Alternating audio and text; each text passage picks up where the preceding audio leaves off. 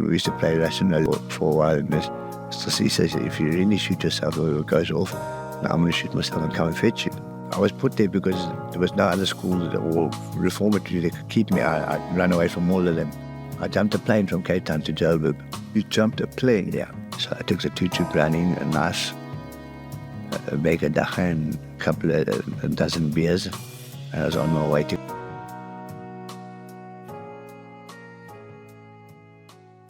Yeah, at that time, I remember I just finished matric, and yeah, it was just before I finished matric, 98. And so I finished 89. 1989. 89. Yeah. You didn't go to the army, or you didn't get close? The army didn't want me because of the school there was in this year, in what they call, those days you call it TK boys, two cowboys. Two cowboys? TK boys. Okay. At that time it was juvenile prison for... I wouldn't say, no, well, mostly whites at that time. But it's right there next to Paul's Wall in Constantia. It's actually Constantia boys. Constantia boy, yeah. But where, is it still there? It's still there, yeah. Where in I know if you go down, put it this way, if you could split out the window, you probably split straight into Paulsmore, because I remember the time I ran away from, I was there. I was put there because there was no other school or reformatory that could keep me. I'd run away from all of them, go back at the end of the year just for exams. And I was there for about 3 weeks when I ran away the first time. Well, the only time then, because what happened was I got caught in Toes River, the Doorings. I was really stealing grapes. I was on my way to Joburg. And when the cops pulled up, they said to me, well, where do you come from? I said, well, I ran away from Emersdale in Joburg.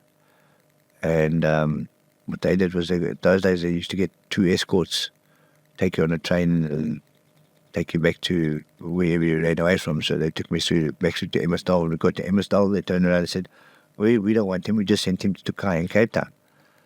Emersdale's in Joburg? Yeah. Okay, so you were sent... In Heidelberg and Joburg. And then what they did was they sent me all the way back up, and we don't want him, we just sent him down to Tukai. He really had problems. So anyway, they get another 2 escorts to send me all the way back down to Tukai. Down to Cape Town. Yeah. How old are you now? No, I'll be, well, then I was about 13, 14. 13, 14. Yeah, I finished matric when I was 16. And so when we got back, the principal's name was at the time, and deputy principal was Mr. I got into principal. Said to me, well, today you're supposed to get 6 of the best from me. Unfortunately for you, because you wasted the government's money, you will get 6 of the best from the police. Oh, so I went to the police station, and they got this, got 2 or 3 racks, and they actually tell you which you must pick your cane that they're gonna eat you with. And what they do is they take a broomstick, and they put it sort of behind your knees, and take your elbows and put it through, and then they handcuff your wrists together, and then they pick you up and put you between 2 tables. They put a pillow over your legs, a pillow over your back, and then they cane you from there. And after about the third one, you really don't feel much, but they cut you open this way every. And you're 13 years old at this 13, stage? 14, yeah. 13, wow. Then what they did was, from there you go. I went back to Constantia boys, and they put me in a cell for 3 to 6 weeks. No visits because of all that, whatever story they gave my family. But it's mainly since your family can't see what sort of damage they've done to you. And then after 6 weeks, it was back to the principal's office. He said to me, well, let me explain to you. You can run away from here once, twice, 10 times, 100 times. You're going to come back here every single time, because there's no other school that you can go to. You've been through all of them. So until you're of age, you can go next door. Next door is Baltimore. Right. So I said, okay, well, then I really started thinking, well, I might as well stay. And he said, well, unfortunately for you, you're going to get 6 of the best from me. So him, he had the other stuff. He got 2 canes. He picks the cane. You got to put your head under the table, arms on top of the table, and he basically plays baseball on your backside. And from there, it was back to the cells for another 6 weeks. And after that, came out. Then you allowed visits and all that. And I decided to stay. I think 14, 15, 16, I was captain of the soccer team. Athletics, I was fairly good on long distance. Almost got the Cape Province colours for, so I was a Western Province colours at 1,500 and 6,000 metres. But cricket, I sucked that up. I think I helped them out once, betting, and I went out for not a duck, but a second. And rugby, I was a waste of time. But soccer, But now, before that Constantia boys, and you said you ran away from a couple of other. basically what happened was at the age of 5, on my 5th birthday, when I was staying in Ottery, my stepfather, who I thought was my real father at the time, I remember those dumpies used to get lion with a sort of roundish, long. Right. He let me have one of those. So I was like a tipsy or At 5 years old. At 5 years old, right. I remember they had one of the drains in the back, the square drains, and I was trying to dance on there, and I went into the house, and basically what happened was there was a knock on the door, and opened the door, and there's this other man saying to me, come to daddy. So I said, I couldn't understand this. Now my stepfather, my real mother, explained it to me, now this is my real father. Which in a way, I wouldn't say screwed up my life. It's just made me, at the age of 5, what do you know? I mean, you find out now this is your dad, now you decide, okay, you want to go stay by dad for a while. And that time he was staying in Pero, near Pero West, and went to go stay by my dad for a while, but then he put me in an Afrikaans school. I was brought up English, so I started bunking school a lot, and he was working at Simba. Don't get me wrong, he was a good father, but then I got into a stage where when it got bad, I'd want to go back to mom. And What would have been bad? What would happen? in other words, if I didn't like it, or he remarried, and funny enough, I only found out a couple of months ago that he was looking for me, and we met up with each other again. But long story short, and running away, I started. First one was Ted that they put me into, was in Wellington Road in Wynberg. And then they put me in Durbanville, Kinerace. Durbanville? Kinerace, so it's an hostel or Okay. children's home. Ran away from there.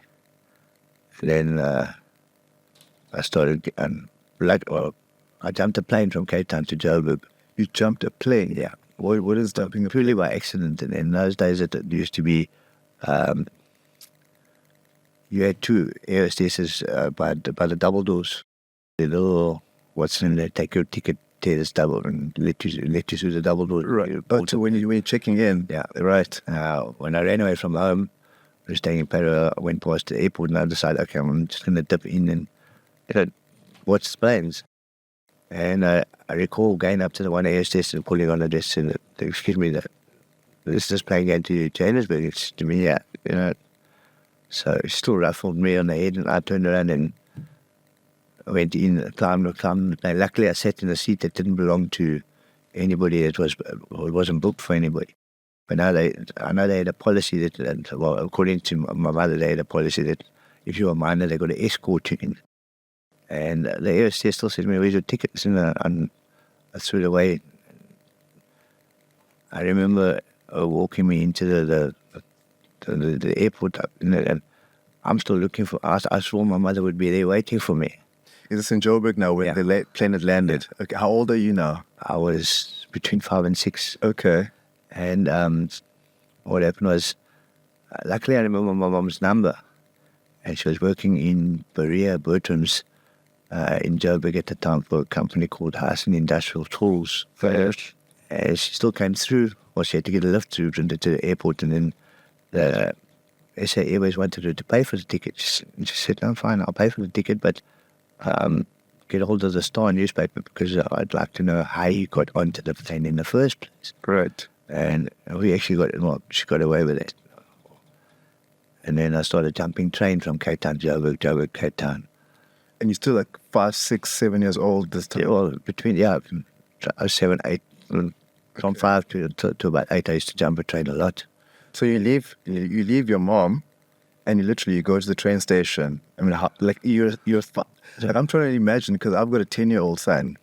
I mean, I could never imagine my son being able to leave home and find his way to the train station to go to Joburg, as an example. I mean, where did you get that type of courage? And I mean, at that age, do you think? Funny enough, like I said, I only found out recently that, when I reconciled with my real father, that he broke down in tears. He asked me for forgiveness for being a bad father. I said to him, that's to forgive you. You weren't a bad father. And for a while I blamed him.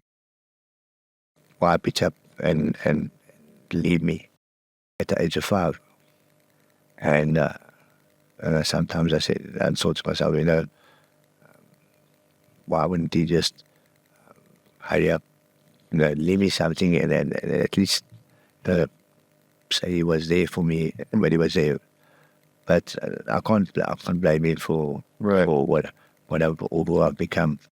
They might have set me on the path, but it's not his fault. How's he doing? I haven't spoken to him for a couple of weeks now because I only managed to get a phone recently, and being sick and all that. It was, but like I said, he broke into tears, and then I said to him, I'm sorry for being a bad son, for being naughty. He said to me, you know what, it wasn't you, it was his new wife that actually persuaded me to go and break into the flats, people's flats next door to the flats that we were staying, and go shoplifting for tapes and all that sort of stuff. That sort of put me on the path of, being on the road, being dependent, or independent, should I say. And basically the road was my friend the whole time. So I wasn't scared to, when I remember walking from when they put me in Boys Town. Boys Town's Galisburg in Joburg, and it's quite a distance from Joburg. And I remember walking all the way along the rail tracks because I didn't want to be on the road, because it's like a one-horse town. So the kid or any young person walking around in that sort of place and hitchhiking, they'd stop and pick you up and either take you to the back. So I'd walk on the railway tracks all the way through to Joburg. And I remember crying sometimes walking on, it's hot and you're hungry and You're alone. yeah. It's, I'm so used to being alone. I mean, even getting into Portsmouth and all that, no visits and all that, it's never been something that's bothered me. I was used to taking care of myself. And, so, yeah. And when you say that early experience in terms of 5 years old, I mean, running away from home, did that make you like harder? I mean, as a youngster, were you already a hard person? I wouldn't say at the age of 5 I was hard then. Mm-hmm, yeah. But I grew to be a very hard, I'm still very, very stubborn. I'm so set in my ways with some things. Even if I'm, my girlfriend, for instance, if we argue, if she does it if she approaches me in a bad way, even if I'm wrong, and when they come out verbally and they're swearing, in the road, and they embarrass both of you, right? Then I don't care if I'm wrong or not. Then I'm right. Mm-hmm. I don't want to know anything. And then in that moment, what do? Do you just like I mean, I know some people, as an example, when they're angry, they just see red and they just black out, and then Look, I'm sorry to say this, that, my mom always say, you know what, person that lifts his hand to a woman is a coward. And sometimes I have beaten on that. I've had girlfriends also that turned me into that person that my mother would hate. And yeah, but it's nothing to be proud of. You know, some women can drive you to do things that you, but it's never been. There's no excuse. A smack is a smack. A punch is a punch. It's never been that. I've knocked him blue eyes or anything like that. But it's still a smack is still. It's nothing I condone, and anything. My mom taught me a lot. It's the only woman that actually could beat the shit out of me, and I wouldn't worry about lifting her hand. I couldn't. My mom a lot. I only got to know. I finished matric in 1989, and she died. I was 16. She died just before I turned 21, and I only had to get to know her again. And because I was never at home for holidays, from basically sub-8 till matric, she said to me I could have a year's holiday. And it was the first club she opened, or pub she opened, was Cardi's. And she said to me, you can have a year's holiday. And every morning without fail, by the time I woke up, the maid had been to the bottle store, bottle of Clint, case of Black Label, and a bottle of Sambuca. Next day would be a bottle of Clint, case of Black Label, and a bottle of Arches. But every day without fail, when I woke up, it was. And then after that year, my mother said to me, okay, now you're going to come work at the club. And then she just bought a place called Club 25 on the edge of Turfentine Racecourse in Joburg. And that was supposed to be my club. Oh, so she bought this for you to run, and it was going to be your business. Yeah, Cardi's was her club. And then my stepfather was a tote manager for Tab SA. He started basically all the totes all the tabs in South Africa at the time at the race courses. He used to work at all the race courses, and he was, funny enough, the first person to have a tote off that wasn't on a race course or affiliated with Tab itself. But funny enough, he called it Tabs In. It was in La Rochelle in Joburg, and we were doing all right. And then after my mom passed away, everything just fell apart. So before we get there, so you were telling me earlier on that you were born in Victoria Hospital in Cape Town, right? In Wynberg. In Wynberg, yeah. You're right. And so your mom was staying in Cape Town? Yeah. Okay. She had me on her 21st. My birthday's on the 28th of April. My mother's on the 1st of May. Her name was May Maureen. So she was still in hospital with me on the 21st. And were they married, your dad and your mom? My real father. Yes, right. You know, it's funny enough, I don't know if they were actually married or not. But I do know that my stepfather and my real father were best friends at one stage. And but I do recall that my stepfather being married to my mom. How did your biological father break up, the relationship break up with your mom? I don't know. No, I don't know the history of that. But like I said, my stepfather brought me up. He used to be other sort of person who when I was young, I used to think he used to hate me because holidays, if I didn't come home for holiday, I wanted to go with. Well, they couldn't leave me at home alone, but I mean, I remember I had Harris, we were staying in Hilbra at the time.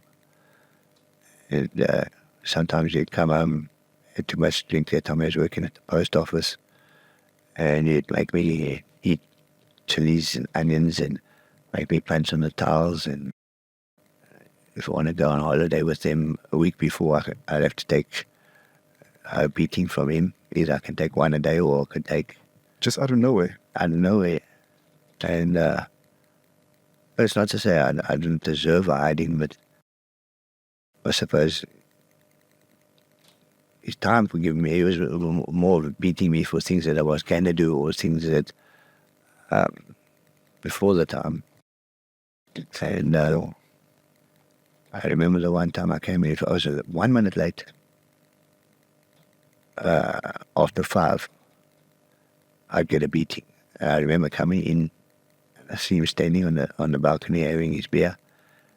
I saw that I snuck into my room. I went and climbed into the cupboard, and I fell asleep in the cupboard. And he eventually only found me at 11 o'clock at night, because my mom decided to see, well, maybe I didn't do my homework and I was too scared or something. When I opened the cupboard, he has me sleeping.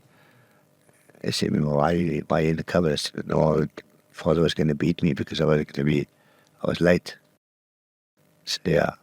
But oddly enough, like I said, after my mom passed away, he sold up everything, left me in Joburg, not a cent. So I had to sort myself out. My daughter was almost born at that time. And my mom passed away when I was just before I turned 21. She had me on the 21st, and just before I turned 21, she passed away. And my daughter was on the way when my father moved down. Yeah, I just sort my own things out. So now you are. So I just want to. We're jumping. I just want to go back to you running away from these reformatory schools. So your last one was where you matriculated, was in Boys Town. No, Boys Town was. It was 1983, 84. I finished matric from Boys Town. I went to Fall River. I went to, Norman House is also a place of safety. I've been to Excelsior in Durban as well. But it's Norman House, and it's, after that was Fall River, there was Emmersdale. It was Lukhof. That was Lukhof first, then to Emmersdale. Emmersdale sent me to Tukai. And Tukai was the last place they could send me to. Right. And that's why the principal said, you're not good. Right, I remember now. Okay. So there's no other school. Right, okay. Even though I was amongst, there were some people there, the kids there, they called Biscuit 1 and 2, they were there for murdering teachers, and here's me, a whole bunch of criminals, and I wasn't really what you'd call a criminal or someone did a crime. I was there because there was no other place they could hold me. I mean, did that going there to that school in Tukai? I mean, Look, eventually I enjoyed the school. So it was also taught me a lot. But no regrets. I remember that. Okay, when they come and see if you want to be enrolled in the army, they come. I remember that the general that came through actually had the same surname as me. And he still said, he says, I'm not going to ask you if you want to go or not. The thing is, the army doesn't want you, so we're going to give you permanent exemption.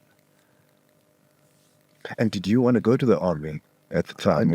I wouldn't say at the time. I wanted to go on holiday first, right, after I finished matric, and then right, and then decide, and then go to the army. I want to spend time with my family. But yeah. And so then after you matriculated, then you went up to Joburg to your mom. Right. Okay. And that's when you got the holiday. Yeah. Right. And then I met my daughter's mother.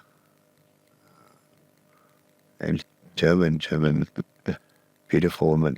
How did you meet her? At a swimming pool, Swimming pools, and then I had a big drinking problem at the time. Like with our friend, my mom would always make sure the alcohol was there. whether I drank it or not. Even though I accumulated for the weekend, and I never had to worry about my money or anything like that with my mom. Right. I wanted to go out, but I always had a bad, because of coming out of juvenile prison, I had a bad, I wouldn't say a bad chip on my shoulder, but I was taught then already. They used to call me Pee Wee because I was probably one of the smallest. I was smallest in school. Pee Wee. Pee Wee. Okay. And I remember it was one of the biggest ones, and because the guys used to pick on me, he used to turn around and say, you know what, don't take any shit from them. I picked up anything and just more of them. And then he said to the ex, listen, you can't moor him if he's on his bed or if he's off his bed. So I had this habit of jumping off my bed, mooring him and jumping on my bed all the time. But that's, I mean, it taught me a lot. And then when I got out of school and having a drinking problem at the age of 16, 17, put my mother's lunch sweet on the stove, put the Wi-Fi, everything on the stove. I sit there and get drunk on my own. And funny enough, I reckon about 70% of my friends that I met then was through fights. If they passed a small gate, they gave me a dirty look. By the time they got to the big gate, I was really climbing into them. And my best friend, funny enough, was the only one that I didn't meet through, even though we fought physically maybe 2-3 times in the time that we spent together before he committed suicide. All the other ones I met through fights. And I had so many friends. My mom used to call us rubbish. But not in a bad manner. She did, hello rubbish, how you? Other rubbish is waiting for you there. Because she couldn't remember all the names, except for my best friend. But that fighting with everyone, do you think that came from your going from reformatory school to next school where you had to look after and take care of yourself? So you know that anger, as you say, you had a chip on your shoulders when you matriculated. I got it from the ages 17, 18. I got arrested for my first drunken driving and assault case in Edel, opposite what they call Carlton Centre. In Joburg. Yeah. My mother just she never spoiled me. She always taught me the value of money. She said to me, okay, well, she took me down to George Street on my 18th birthday and said, look, if I buy you a car, but I'm only going to pay the deposit. I'll deduct off your wages. And so she bought me a Superbus. A lovely car. And I remember that time a Mazda EGI 2-litre also came out, and there was a bouncer that used to answer it. Was it Purple Turtle? I think it is in town. Purple, yeah, town. Yeah, just off Long Street there. I think it's still there, actually. His name was Pierre. No, he was up in Joburg bouncing at a place called Masquerades. Name change between the Dome to Masquerades to Genesis, back to Masquerades. But anyway, they used to keep me parking in the front. And I remember this particular night I pulled up with his EGI and I said, no, it's a piece of crap that it is. Anyway, we had a couple of runs up and down. I can't even remember that. What the main road was in front of Masquerades. But anyway, when I finished with this 2-litre EGI, and his discs were glowing red, and I still remember parking in front of the doors by Masquerades, and I locked my car, got out. And as I walked towards the front of the car, someone grabbed me and hit my head into the mirror, threw me on the bonnet. And as he pulled me up, I hit the first one on the head, and the next one I said to it, Pierre had me one hand in the air. She said, Clint, what you doing? I said, he's like, they're trying to fuck me up. He says, no, they're trying to arrest you. Turns out there was a couple of cops in a unmarked, what they call those combis, those highest combis that used to get a taxi. Yes. Anyway, what they did was they handcuffed me, put me in front of the front seat. Those I remember the police had those yellow, there was those yellow Nissan. The funny bucket. Yes, and also but the Kumbis also were the yellow Nissan. Well, this one wasn't yellow, but anyway, they were all, I wouldn't say very big in West Ham, but in the end of the day, they charged me for, well, they put me then face down on the West Ham. They beat me for the whole weekend. In the cells. John Foster, they wouldn't take the cuffs off. And when I got into court, I remember you used to have those French long sleeve shirts with a string in, what they call musketeers used to be. Oh, yes. So anyway, I had one of those on. It was white, and when I got into court, it was all orange and brown. And the judge looked at me. I said, well, this is what happens when you have too much to drink and you get into a bit of a tiff with the police. And funny enough, she let me out on my mother's reconnaissance. Said to me, you must go to the district surgeon and get a medical report and bring it through, which I never done. Stupid idiot I was. And then funny enough, my mom was working, no, my aunt was working for a company called Worksman's Attorneys in Joburg. It's a big law firm now. Yeah, very big. And they got, I think his name,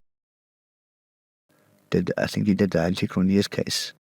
It was before he was Edward, but anyway, he did my case.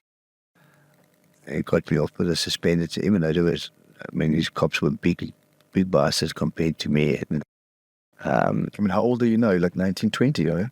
I'll be 32. No, but at that stage when you were caught, I was 18. 18, right? So it's 65, 16 years, 2 years after. It's 1991. And they got me off with a suspended sentence. Then I had to do community service at Johannesburg, what do you call it, Southern Hospital in south of Joburg, Rosette side. So that was the first time really that you actually got a taste of a real prison in terms of John Foster's actually really prison, right? Still. But they got holding cells for juveniles and that when they're on the run. Because I remember being caught with a young woman, or I wouldn't say young girls that I fell in love with when I was 14 on holiday. And then I remember my cousin's boyfriend had a tutu Browning. And I heard this girl that I fell in love with was in Nugget Hill in towards Yeovil side in Joburg. So I took the tutu Browning, a nice bag of dacha and a dozen beers. I was on my way to go and shoot this. The cop still, I remember I had my hand with the gun underneath my tog bag when the cop stopped.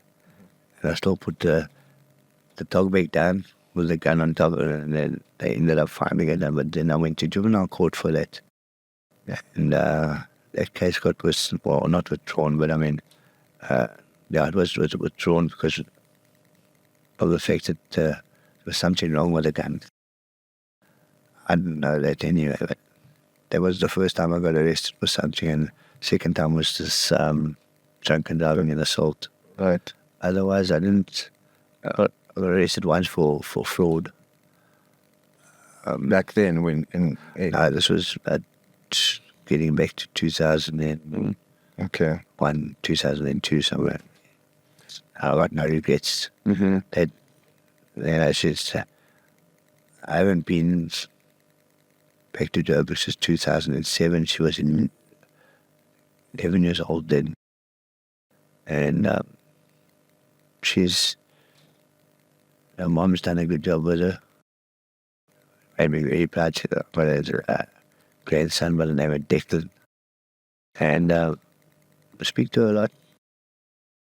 She worries about me a lot. She phones, she cries and says, what happened to the person that used to give away his last? And I said to her, that person's sister still there. It's just, it's got a bit harder because people, especially in the community, they take advantage.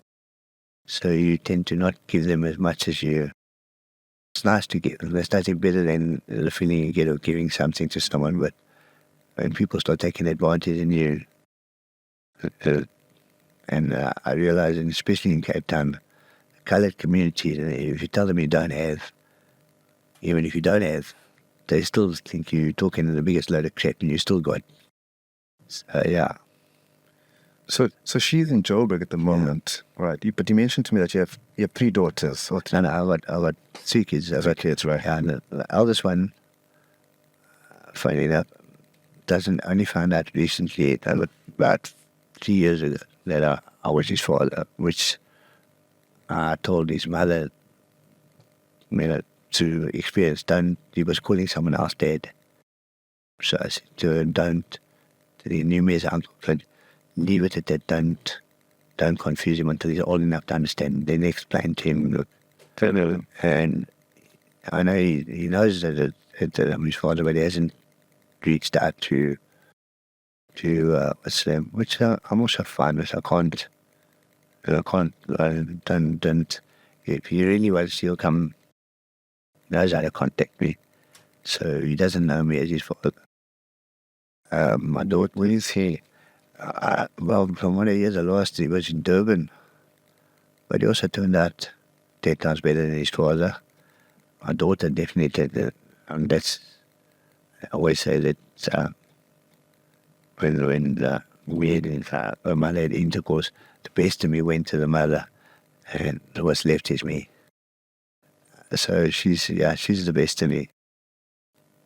She's also very stubborn. I remember the one friend of mine in Deep River, the one time I had on WhatsApp,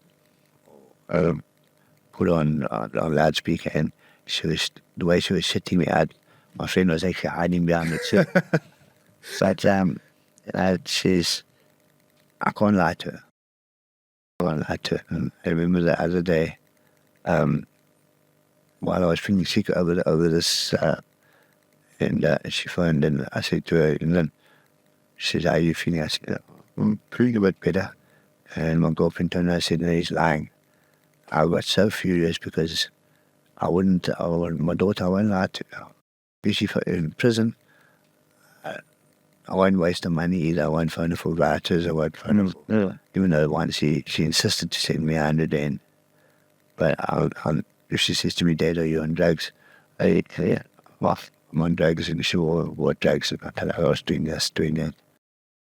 A good thing about getting sick over January was I used to smoke a lot of buttons, and the coughing made that I couldn't even pull on a cigarette or one, and it got me off the buttons.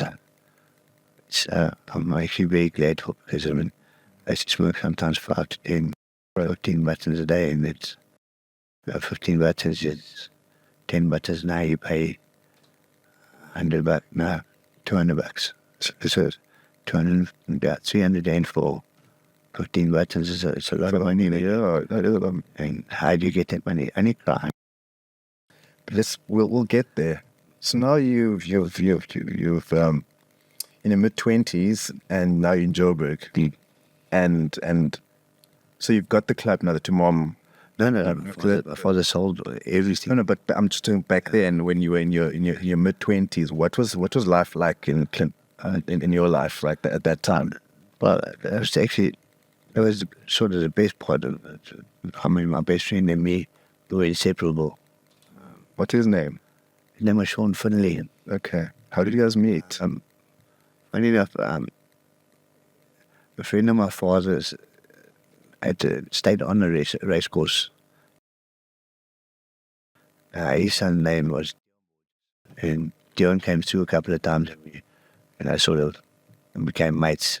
And Dion brought my best friend through. He knew Sean first, and he brought him through. Me and Sean, and we hit it off from day one. That was, but you couldn't sit in not even a woman could come between us at that. I remember him choking his mom because his mother turned around, after my mom passed away, his mother turned around and said, your mother didn't know how to pick you up. And him knowing my mom as well, and he turned around, he grabbed his mom, he said, don't talk to him about his mother like that. That was Mlamli as well, and he wasn't staying with his mom, and okay, they were going through a bad phase, but he loved his mother, but the way she spoke about Mlamli, Right. Why do you think you guys got along so well? Like, what? I don't know, everything we did it. I mean, he'd think of some weird shit there, we can drink with the fish and get a whole bottle goes into the fish tank, and next when girlfriend comes home and can't realize why all the fish are floating at the top of this fish tank. Please, is in the fish tank. They used to catch on a lot of this shit. Yeah. But one thing about him is it doesn't matter. We'd walk into masquerades and we always had a bouncer walking with us because we weren't anybody special. It's just that we wouldn't look for trouble, but if trouble came our way, we would. And I remember walking, we got bored by a place called Bella Napoli in Hillbrow. A crowd of them. I remember it was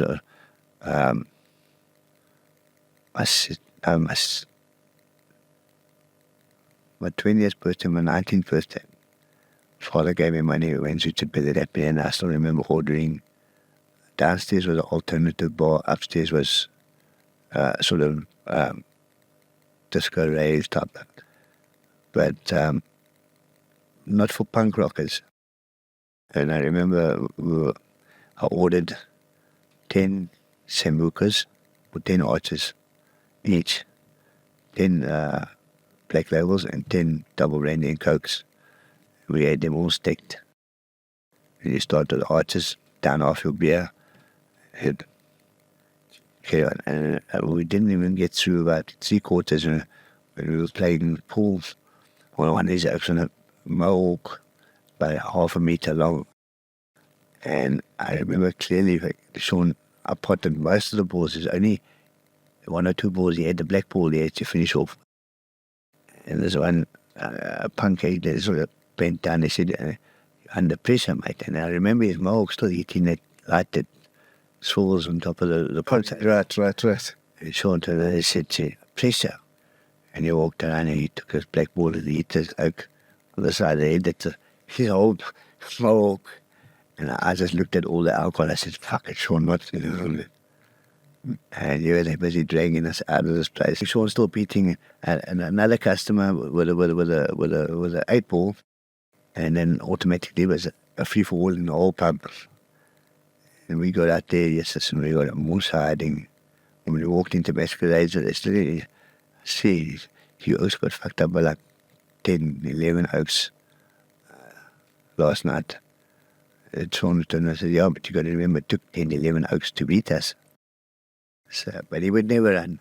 Doesn't matter if we were outnumbered or not, he would never run. He's a good oak. Whereas, where is he now? He shot himself. C57 with his mom. Yeah. He just, had a problem with Opal. Came through there, but he had everything in a farm in Eikenhof in Joburg. His own brickyard, his own trucks, his own building materials. And he was going to get married. And I remember his grandmother passed away on a Monday, Tuesday. They had the funeral on a Friday. And, it was a birthday on the Sunday. And I remember my TCI unit on my Superbus Blue. And I couldn't figure out the problem when he pulled up there. But his fiancée said to me he wants me to come through. He doesn't want to be amongst the family and on his own. And I suppose if I was there, he would never have shot himself. Because we always swore. I said, we used to play Russian roulette for a while. And he says, if you really shoot yourself or it goes off, now I'm going to shoot myself and come and fetch you. So hold on. You and your mate used to play Russian roulette with a loaded gun. With a C57, they called it two-tone Maggie, because what happened was the barrel, something happened to the barrel of his C57, and the place that he took it into, his gun was chrome, but they couldn't get a chrome barrel, so they put a a black barrel where he told him to put, what was the point of having a gun that he's going to wait for? So they put a black barrel and they called it two-tone Maggie. And we used to, funny enough, I only recall that gun going off once. And funny, the mate that was playing with us, actually he's the one that said that it's loaded, and he pulled it away, it went off. Shit. But nobody got hurt. But then we got away from playing the Russian roulette and that. But I feel really at that stage, I mean, we had car accidents, we wrote off plenty cars. So this is like in your mid-20s to 30s, or what we term? I reckon, well, he passed away just before I turned 23. So it's early on, yeah, 20s. Yeah. And I suppose, and then after my mom passed away, my father and they moved down here with my brother and my sister. He was the only one that I had left, and after he went to this, and I went on a drinking binge, heavy drinking binge at the time. But anyway, they phoned me. He came past us and comes. I said, okay, let me just sort out the problem with my car and I'll come through to your mom's place. Because they were having a sort of gathering, because it was grandmother passed away on the Monday and buried on the Friday, or the Tuesday, passed away on the Tuesday, buried on the Friday, but her birthday was on the Sunday. So they still had a little get together. And knowing him being depressed and he was a bit heavy on the bottle, but from what I hear, everybody was heavy on the bottle then, including his mother. And his mother came into the bar and said, they bar at home and said, "What you look like, you got no respect for your grandmother." And he looked at him and the tears started rolling. He said, "That's what you feel, or that's what you think of me." He took a C57, shot himself in the head. He shot himself at his mom, in front of his mom.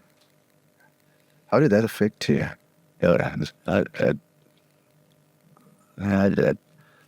Being the only one, he was the only one that I had left.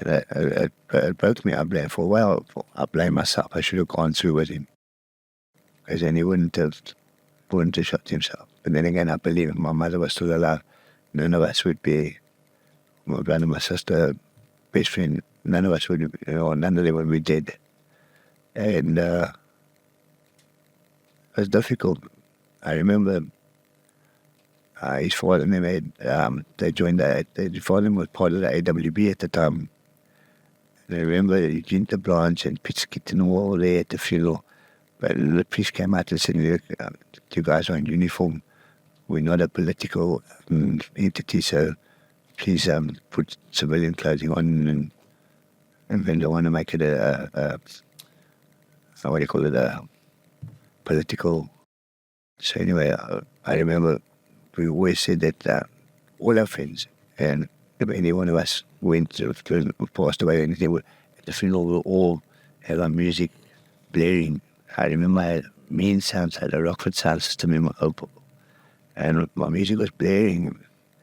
And after the funeral, I opened my boot again and I let the music, all his favourite songs, and Alphaville, and I remember his father coming out. His mother wouldn't come and talk to me. So I would have had words for her anyway. And Eugene de Blanche was there, Pete was there. His brother was there, stepbrother Ian, his stepmother. His father grabbed me, he said to hug me, she said, "You know what, we all know he loved you the best." It was the only funeral that I recall crying at. All my other funerals that I went to, my mom's, my brothers, my sisters, I never cried at those. He was like family to you, like a brother to you. Yeah. But I also realized that a couple of months, well, about 6 months ago, the reason why my stepfather, if you cried, I'd get hiding. So it was a sign of weakness. And I only realized afterwards the reason why I cried at that funeral, not at my mother's, not at my brother's, not at my sister's. It was because my stepfather wasn't at my best friend's funeral. He was at my mother's, so I didn't want to show weakness. I was at my sister's, my brother's. And has that been a pattern in your life in terms of, even though you feel like you want to cry, you want to be weak, but now you must put up the strong persona because you don't want to seem weak? No, like, if I do manage to get a tear or two rolling, then I suppose I'm more pissed off than anything else. Because, So those tears are out of anger, but not out of sorrow. yeah. Right. When my stepfather and me, we only grew close long after my mom passed away. He moved down with my brother and my sister. And So your brother and your sister are from your stepfather's side, Yeah. mom's. How was your relationship with them? I loved them. There's another two that my sister, I used to blame myself for a while as well, because my sister was staying with my stepfather's sister, and Joe was with to send a hypocritical note. And they got a lot of money. Even with the money that my sister got from my mom, they used all that, and then they ended up kicking her out, and my sister ended up getting pregnant. Father kicked her out of the house, and then she started working on the road.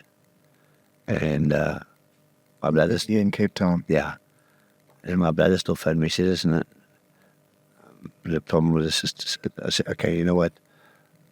I'm not going to send money down. I just started my first business, and I'm not going to send money down. I'm going to book her a ticket, let her come up to Joburg, and then I'll put her in a school where she can have the baby. If she wants to keep the baby, then fine. And if she doesn't want to, then she can give it up for adoption. School she will go to." And I still recall trying to get the money from my mother's sister, my aunt. And she couldn't help at the time. And I still nagged my boss. Because, like I said, I just started my business, but I was still working at the time. So, it took me a bit longer to get the money. And it was not even a week when my brother phoned me and said, "No, they found my sister overdosed in a sleepy Sea Point." And funny enough, they found her naked. But she wasn't raped or anything like that. I think what happened was when she overdosed, she obviously had friends and that day. When they realized she overdosed, they took her clothes and everything, and they were in druggies, and they just left her there. They just left her there. But I feel if I made it a bit quicker and I'd been getting the money, then it wouldn't have been. Then she would still be around. And a couple of years after that, my brother, and he phoned me. He said, "Clint, I can't handle it anymore. And they're doing two jobs in looking after the kids, and to top it all off, his wife is in an affair with someone that my father had shares. We had part of a franchise in a company called City Sprint in town. Then I think it was Peyton Clark Street. And this guy that was working there at City Sprint, that was my father. And on franchise, you got your own area that you deliveries it. Anyway, he was working for the company, and my father's not doing anything about it. So I said to him, "Come on, look here, I've got a couple. I've got some money that I can throw around. Come down, and I can start something, but you're gonna have to sort it out. I can't stay. My life is up in Joburg." So I said, "No, I can start something, but you just have to sort out that my percentage gets." And I remember I like taking the train. I don't know why. Even since a kid, you can lay down and relax, and then even if the plane's quicker, and I still enjoy the train trip. And I booked a ticket to come down, and oddly enough, I took the same ticket that I booked to come and start the business. Was the same ticket straight ticket that I used to come and bury him. They also they phoned me about 2-3 days before I was supposed to come down. They said, he hung himself. Took a cord about a meter and a half long, climbed into the trapdoor in my grandmother's house in Plumstead. Tied it to the beam and he jumped out of the trapdoor. So he made sure he was going to break his neck or something. And everybody that says it takes a coward to commit suicide, I don't think so. It takes a coward not to do it. Because you got to, God says, that never put you through any pain that you can't endure. Don't believe that. You wouldn't have suicide. So would you say that, here are two of your brother and sister, and they both died such a tragic way, and you was just so close to sort of rescuing them. Do you blame yourself? I used it for a while. I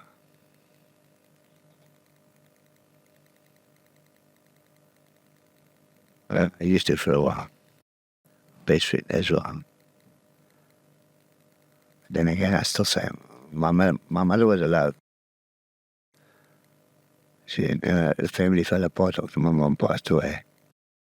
And that's, I said, well, your mom, everybody can pass away.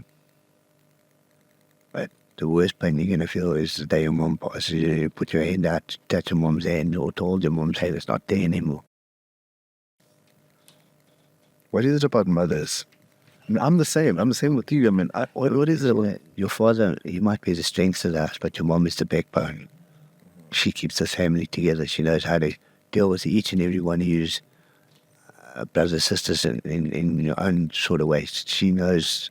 You think you got control of mommy? Where he tells you, hey, listen.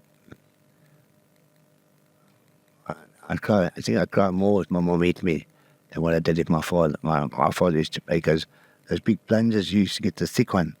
He used to break those things on me and wouldn't cry. My mom give me a smack, just a smack. Tears on her roll. And she was stubborn and obedient. She was a Taurus as well. We both Tauruses, very stubborn, but like I said, Where did she grow up? She was in, what they call it, St. Mary's Convent. Okay. Somewhere in Cape Town. So Catholic background. Yeah. I was, funny enough, my real father now, when I met him again, he said to me, I was, baptized as a old apostolic. Mm-hmm. He said, if you go and check your names there. I think my mother was Catholic. I figured, even though it was the most corrupt church you got on the planet, I stayed Catholic. Mm-hmm. I refused to take it. Right. So you're still Catholic, even though? Catholic. Okay. So so you're officially, so your brother, so did you came down to Cape Town to his funeral, obviously, and then you went back to Joburg. Yeah. Because you started your business there and work. Yeah. I ended up trying to commit suicide when I was, because what happened was on the day that I buried him, my daughter's mother phoned me and said, we're going to get back to Joburg. She wants a separation because I'm affected and I haven't got time for them. And Why was that? I was more more tied up in my work. And so I had an addiction of antidepressants. Sundal, I spoke about them earlier. Yeah. I had an abscess and the doctor said to me, take a glass of Coke and 2 of those. And 2 led to 3, 4, and then when she was taking something like 48 tablets a day. And I had to change from Sundal to Ecuador. because Sindal, you only got in packs of, I think, 12 or, I think the packs of 12, and they were the most expensive, and then Ecuador was a generic. But I'd average about 48 tablets a day, 8 tablets at a time. And that addiction, was it just to numb the pain about what's around you, or what? Or, I wouldn't say it was the stress at work, and I suppose trying to forget the things I lost in it. But yeah, and like I said, I was also on a tablet called Halcyon. It was also a sleeping tablet. It's a anti-stress pill type of thing. And like I said, she phoned me. She never won it. Then by the time I got back to Joburg on the same day, I took an overdose of these tablets. And I had my guns, and but like I said, it's not a coward that wants to commit suicide, because to go through with it, I put the gun to my head and I couldn't go through with it. So what sort of pain must a person go through to pull the trigger, or they have to go through a lot of pain? So I still don't believe that's like I say, God, he will never put you through anything you can't endure. Because if there was a case, you wouldn't have suicide at all. I'm not talking just about my family. What ever put you through anything? What does it mean? It means you can go through anything. So yeah. then you come back to Joburg, and then you guys separate. Yeah, then I sort of got involved with a sugar mommy. Then I got back into my work at alcohol, and eventually still been in love with my daughter's mother. And I'd be on my own sort of thing. As sometimes I end up sleeping outside the house, even though it was in my car, just making sure that I was close to them. But, and then ironically, that's what made me come down to Cape Town in 2007. Is my cousin was down here, and I was working at a company called iBurst. iBurst, internet guys, eh? Yeah, they did bandwidth and all that before. Yes. And then they sponsored Sababa Africa. And what happened was my cousin's boyfriend was still in Joburg, an auto electrician. And I had 3 business contacts. At the time, Clemmy Martin Securities, it's a stock exchange, Standard Merchant Bank, and Soups Computers I used to work for. And they were paying me something like 7.5 grand a week. I'd be on call 24 hours a day. But then what happened was it almost got to a situation where I was busy with the one and the other one phoned me. Right. And luckily I made it. And then I saw a problem arising, and I got to my mates. I said, okay, no, what I'm going to do is I'm going to give you a contract for 5 grand. Your contract, I'm going to take 2.5, and I'll keep one contract for me. Okay. And then, like I said, my girlfriend, my cousin, boyfriend came to me and said, listen, he just bought a Golf. I also just bought a Golf. And he said to me, he hasn't sorted the papers out for his car. But he's going to sell it, and then want to drive him down with my car. So I said, no, not a problem. And then about a week after that, he came to me and says, okay, he still hasn't sorted the papers and that. My father having a courier company, can't I phone my car or put my car in the port, drive him down with his car. And when he gets down there and he gets the papers sorted out, he'll get the courier company to get the papers brought down, and he can sell his car, and I can go back up and get my car.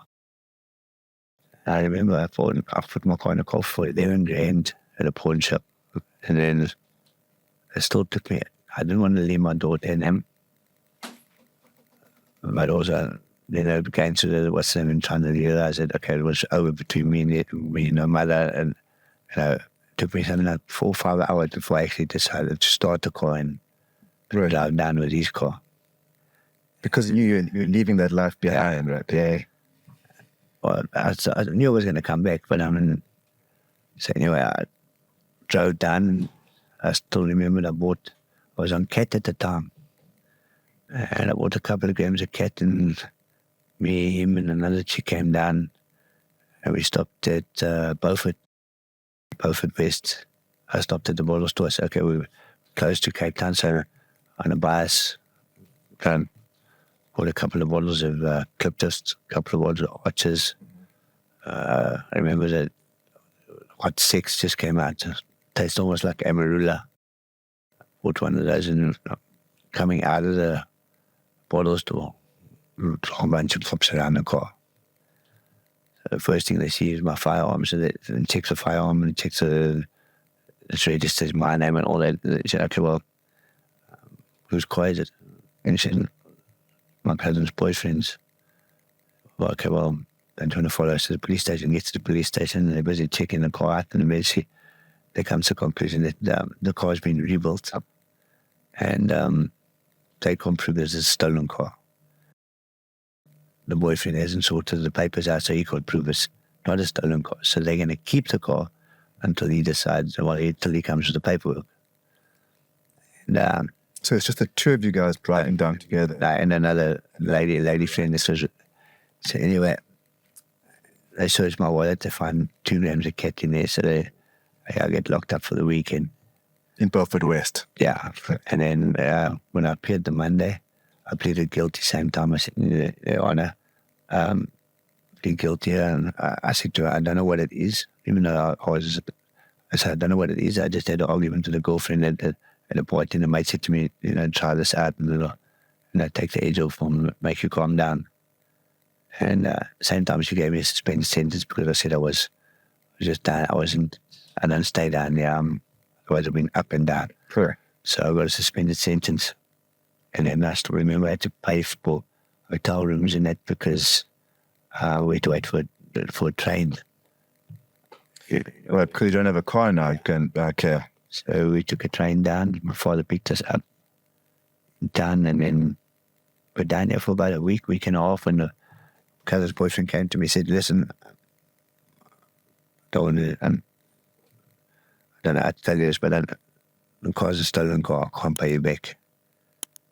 And then from there, it was basically I'm going to lose my business context. I put a deposit down on a flat as well. And my car I'm going to lose. So I ended up getting stuck down there. And then got coupled with a couple of gangsters in an 11 deal.